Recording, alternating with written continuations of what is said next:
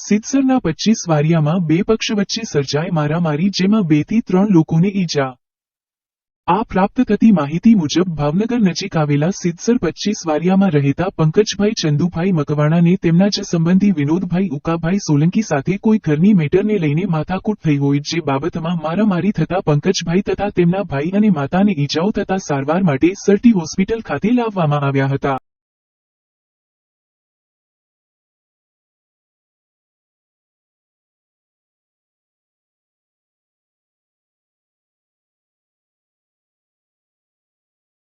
મોટા ભાઈ, પહેલા તમારું નામ? પંકજ. પંકજભાઈ, ક્યાં રહ્યો તમે? શિક્ષક 25 શું થયું તું?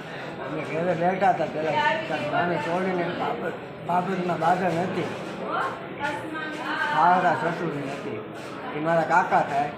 નાની છોડી જ્યાં મારા કાકાને છોડી દીકરી આપેલી છે ને, એમની નાની છોડી છે, એ મારા કાકાને ભેગી જાતી છે.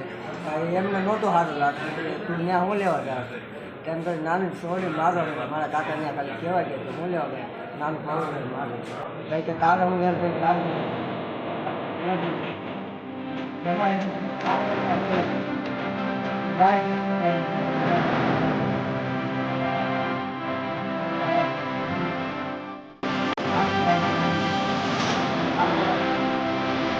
અત્યારે કેટલા લોકોને તમને વાગ્યું છે?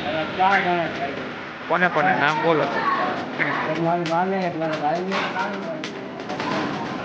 તારા ઘેરે હતા ખાલી બીજું કોઈ હતું નહીં. કોણ કોણ મારવામાં? મારવામાં કેટલા જણા? મનોજ હતો, નાનો હતો, રવિ હતો, ગુમો હતો અને વિનોદ.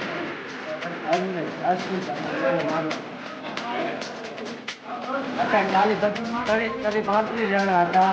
નામ ખાલી 4 નતા. આપણે બોલેલો લઈ ગયા. રેન્ડિંગ મારવામાં આવ્યા હતા. હોટલના બહાર ને બહાર